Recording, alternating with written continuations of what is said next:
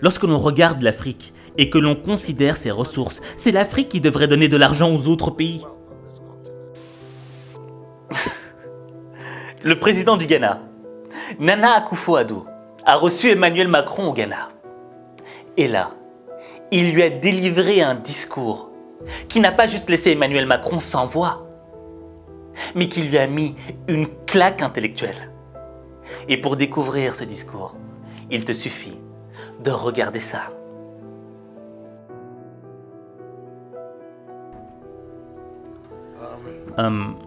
J'espère que le commentaire que je m'apprête à faire au sujet de ce problème ne va offenser personne dans cette salle. Nous ne pouvons plus continuer à mener dans nos pays, dans nos régions, dans notre continent, une politique sur la base de l'aide de l'Occident, de l'Europe, de l'Union européenne ou encore de la France. Cela n'a pas marché, ça ne marche pas et ça ne marchera pas. Il est de notre responsabilité de trouver des moyens pour développer nos nations par nous-mêmes.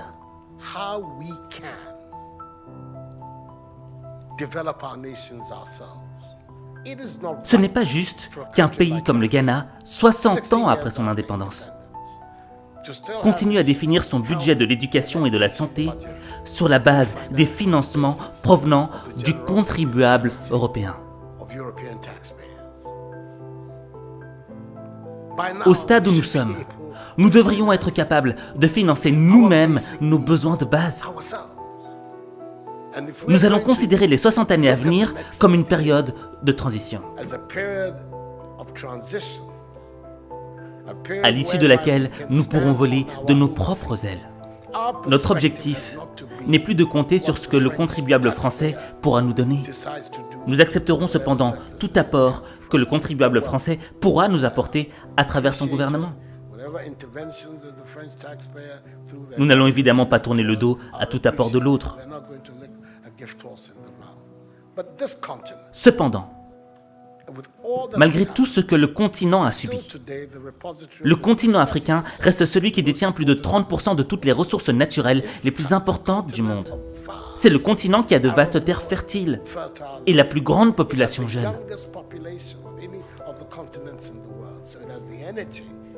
Ce qui constitue une énergie et un dynamisme dont ce continent a besoin.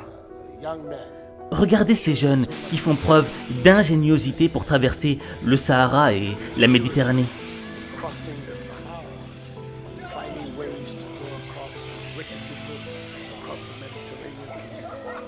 Nous avons besoin de cette énergie et de cette ingéniosité sur notre continent. Et cette énergie-là, nous l'aurons ici, sur notre continent, si nous implémentons des systèmes politiques qui montrent à ces jeunes qu'ils sont l'espoir et qu'il y a des opportunités ici en Afrique. Quand il descend les rues de Bafoussam, au Cameroun, Cédric ne passe jamais inaperçu au volant de son petit pick-up bleu. Les passants sont surpris par la qualité et la finition de la voiture, fabriquée avec des pièces récupérées.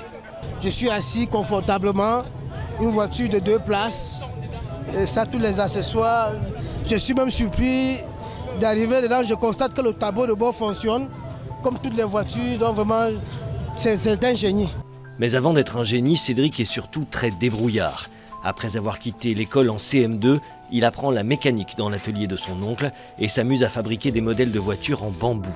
Un jeu d'enfance qui va devenir une passion. Cédric a investi 3 800 € dans cette création. Les phénomènes de migration ne sont pas nouveaux. C'est aussi vieux que l'humanité. Et cela s'explique par le fait que les gens quittent leur chez eux parce que leur pays ne leur donne aucun espoir.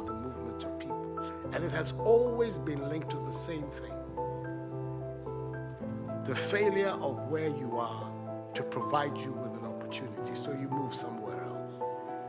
Those of you who are familiar with 19th century. Ceux d'entre vous qui connaissent l'histoire de l'Europe savent que les grandes vagues d'immigration en Europe au XIXe siècle partaient d'Italie et d'Irlande. In 19th century Europe, the latter part of it came from Ireland and from Italy. Waves Des vagues d'Italiens et d'Irlandais ont migré aux USA à la recherche du rêve américain.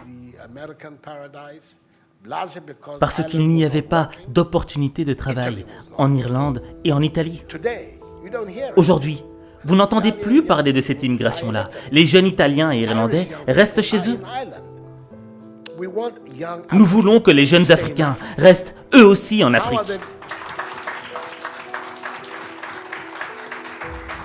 And it means that Pour cela, nous devons refuser cet état d'esprit d'assister. Cet état d'esprit qui consiste à demander ce que la France fera pour nous.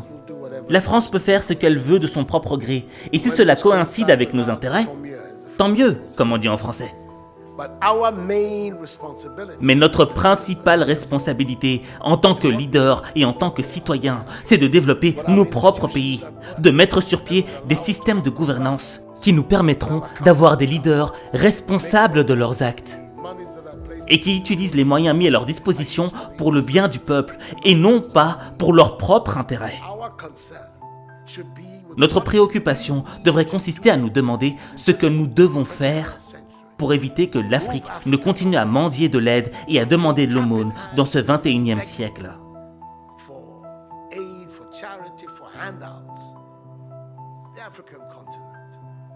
Lorsque l'on regarde l'Afrique et que l'on considère ses ressources, c'est l'Afrique qui devrait donner de l'argent aux autres pays. Sans vouloir offenser le président français, car je suis francophile et je n'ai aucun problème avec la coopération française.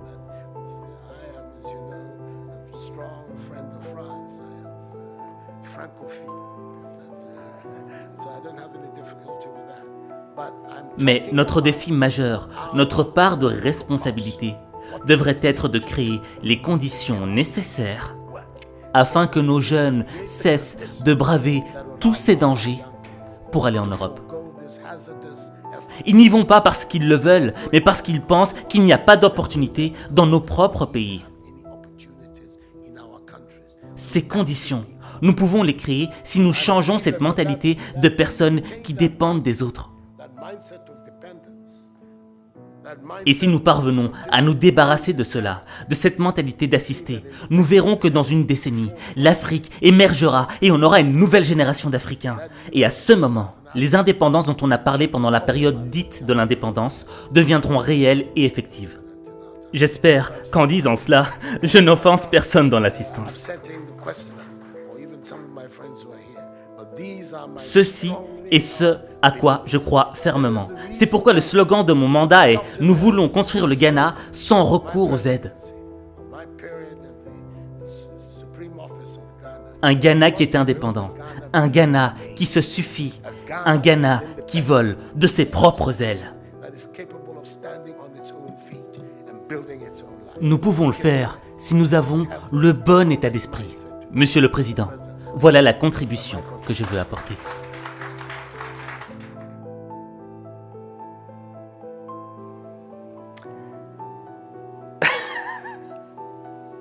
Ce président est trop fort. Ce président du Ghana est trop fort. Parce qu'il est là, il délivre un discours et après il dit « Hey, j'espère que j'ai blessé personne, hein, ok? Ouais, cool, hein. Mettez-vous à l'aise, mettez-vous à l'aise. Je vais juste vous mettre une petite fessée intellectuelle. » C'est un discours qui est rempli de vérité. D'accord? Et je pense que l'élément le plus important à retenir dans ce discours, c'est l'aspect de la dépendance. Il le dit.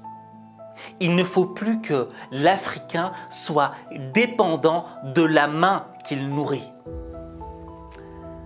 Le problème, c'est quoi?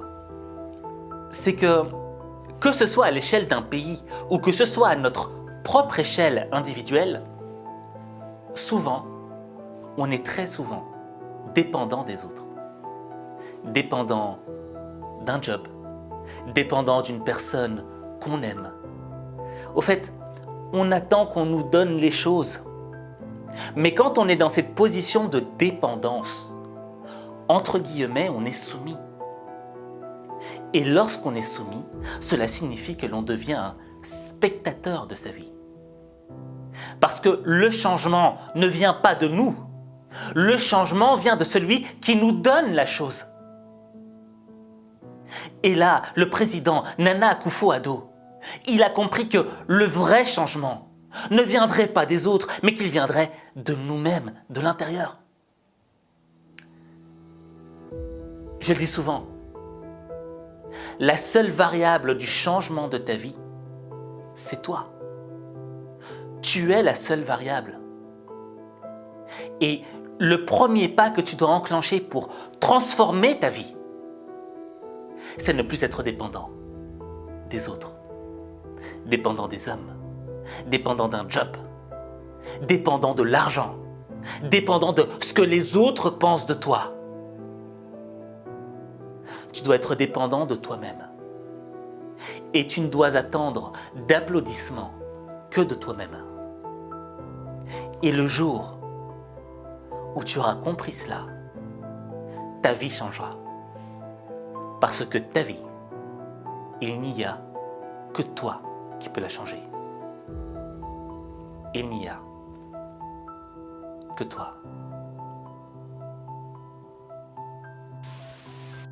Alors, j'ai une question à te poser, d'accord? Ok, ce président ghanéen, il est trop fort. Mais est-ce qu'il n'y a pas un autre président qui t'a inspiré aussi? Ou même une personnalité, tu vois? Quelqu'un qui, à travers un discours, a peut-être changé quelque chose dans ta vie. Dis-le en commentaire. Et en fonction de ce que tu diras en commentaire, eh bien peut-être que j'en ferai une vidéo. Moi j'ai une idée, ce serait peut-être... Quand même, lui aussi il avait des sacrés discours. Bref, en tout cas, j'attends de lire ton commentaire. Et n'oublie pas aussi que ma masterclass est sortie, la masterclass Ultra Boost. Et si tu veux en savoir plus, il te suffit tout simplement de cliquer sur le lien que j'ai épinglé en commentaire. Sur ce, je te retrouve pour un prochain épisode.